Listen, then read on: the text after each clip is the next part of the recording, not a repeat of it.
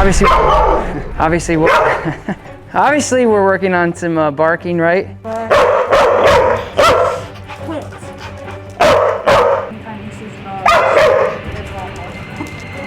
lunging, jumping. It's to the point if he smells a dog, he's going nuts. I need to ignore dogs. You need to be around dogs because obviously our family has dogs. Yeah. Just, I don't care if you don't like them, but you need to not be atrocious. Right, okay. I'm gonna grab another dog out and I just wanna see how the reaction is, and I want you to work on your basic obedience.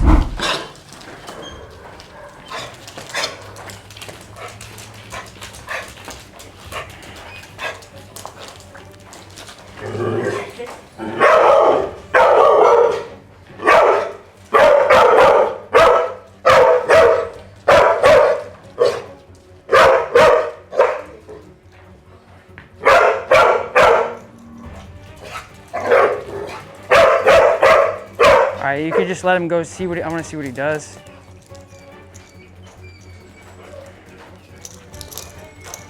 Just trying to gauge like what his intentions are here.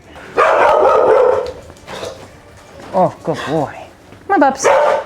I don't like to see any dog choke. I also hate to see a dog be this wound up about a dog that literally isn't even alive. So a lot of times when you get dog reactivity, the main reason for the reactivity is the frustration. The dog just says, I wanna go, I wanna go, I wanna go, I wanna go, and we hold them back and then they get frustrated. Most times actually the leash reactivity isn't aggression at all. It's not stemming from anything mean, it's just stemming from, there's a dog, I'm also a dog, I wanna go see the dog. So if we're using harnesses, flat collars, those are meant to hang on to things. The flat collar is meant for tags.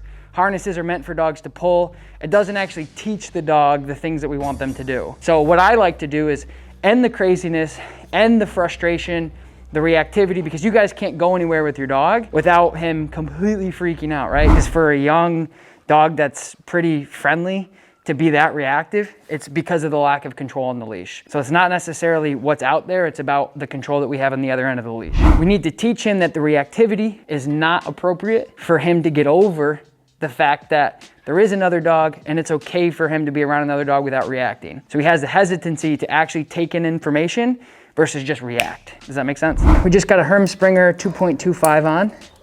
So what I'm gonna do is I'm gonna start introducing some leash pressure, because right now, with or without a dog, he's all over the place regardless of if there's a dog or not, because he's on the flat collar, so he's just pulling everywhere, okay? For me, I love dogs so much, and I don't wanna see them in the state of mind that he's in. My mom won't watch him, obviously. I mean, it's getting to the point of you take him places and people aren't wanting him there. I don't have anywhere else to leave him. I don't want to say, you know, this is your last chance, but it's like, you know, at the same time, it's our lifestyle. You can't act like this. Yeah. Because we are on the go. At this point, he's getting left behind. I want to help you guys. I want to help him understand that that's inappropriate behavior. Because even if I did throw a harness and a martingale collar around this dog and I danced around and I'm like, treat this, treat this, treat this, calm down. It's okay. It's going to take time. When I hand the leash back to you, this dog's going to go right back to where he's at. It's crazy for me to even see people not correct the behavior that we don't like. Sustainably, if you dance around and beat around the bush for weeks or months, when I see people training a leash reactive dog for weeks,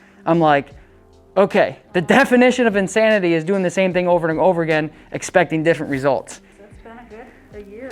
I mean, yeah. You know, we've tried the whole, you see a dog, you give a treat.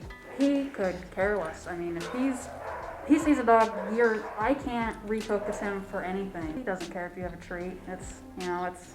When you actually understand the canine behavior and where it's coming from, he sees a dog and all these things go off in his head to launch off. You might as well let go of that leash. If your dog is in front of you doing this the whole time, nope, nope, nope, nope, nope, until the dog's exhausted, or until you fast the dog for 3 or 4 days and then you give him steak, and then they go back to the owner or they go back to there, and it's just not sustainable. The dog isn't understanding that the reaction is a bad idea, which hinders the ability for them to get over the actual reactivity and actually intake information to actually understand what dogs mean and what they are. So we're gonna work on that right now. So the first thing we're gonna do, so we're gonna start off with some leash pressure. Heel.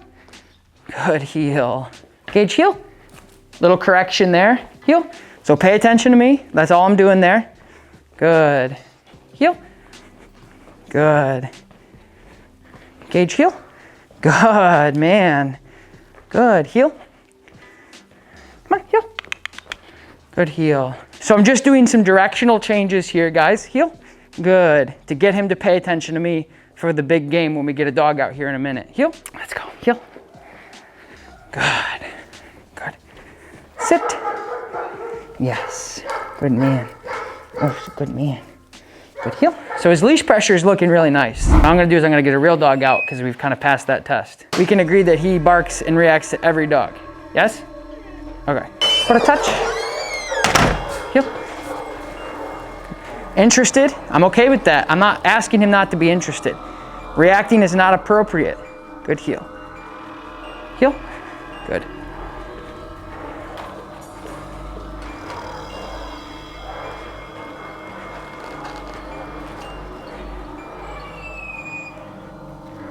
Good. Sit. Good. Sit. Good. Quarter. Watch him. Watch him. Watch him. Good. Yes. Good boy. You see how he goes, hey, not reacting though. He's making better decisions already because of the control I have. Dogs do not want to be in control. If they're at the end of the leash, bouncing at the end of a harness or a flat collar, they are in the front seat. Doesn't matter if you're, hey buddy, how about we do this? I got some food. How about this? Let's go down here. Let's go the other way. All that's just beating around the bush. Like, deal with the problem so you don't have to continue this craziness. So now we're going to advance a little bit. I'm just going to move her around. Quarter. Yes. Go touch. Good. Sit. A little bit of correction there. I want him to, hey, pay attention to me, dude. Don't worry about her. So he gets up and he's like, ooh, that's interesting. What she have? I'm like, sit. He's like, no, correction. So he's like, oh, sorry. When I gave him a correction, all he did was comply. He didn't whine. He didn't jump. He didn't scream. He wasn't like, oh my God, I hate this. He's just like, oh my bad. I wasn't, sorry. What, me? And I'm not yanking on him. He's not choking. Quarter. Come. Good. Aus. Good. Yes. Good. Out. Good. And I'm not putting any pressure on him. I want you to notice this, okay? Down. Oh, good job, buddy. Go to sit. Good. Watch him. Yes. Good. Go touch. Well done. Well done. Okay, buddy, break. Heel. Okay. All right, so I know you said you're not sure if it's a male or a female. We got both a male and a female out right now.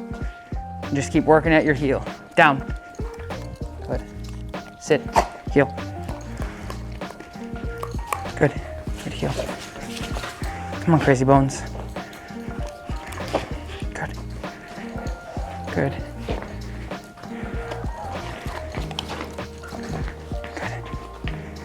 Good. Okay, let's go.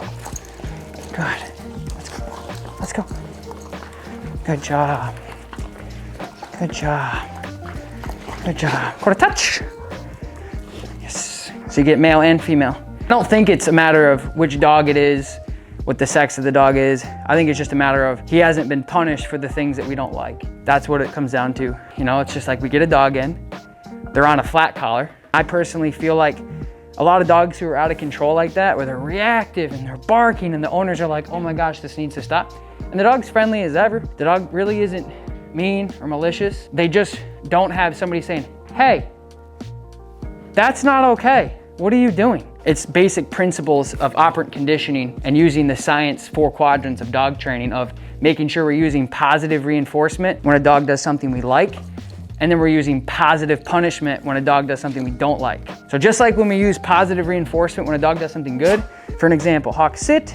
Yes, good sit. We're adding something to the equation to make sure the dog understands what sit is sustainably. We also want to try to encourage him to sit again the next time we ask him to sit, with or without the food. So it's powerful, right? We say, hey, do something.